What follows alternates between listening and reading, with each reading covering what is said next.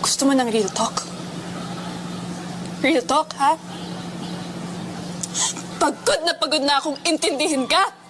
Ako rin, pagod na rin ako. Pagod na ako sumunod sa lahat ng gusto mo. May sarili rin akong buhay. May mga gusto kong gawin na hindi ko magawa dahil ayaw mo. Nakakasakal na. Ako pa? Ako pa yung di nakakaintindi? Ako pa yung masama? Ako pa yung mali? Oh, hindi ako na ulit! Kasalanan ko na ulit! Kasalanan ko naging sunod-sunuran ako sa'yo! Kasalanan ko nagpasakal ako sa'yo! Kung mahal mo ko, may intindihan mo ko.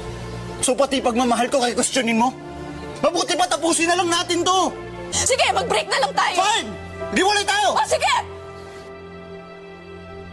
Pero itong tatandaan mo, hindi ako bumabalik sa mga ex ko! Hindi ka pa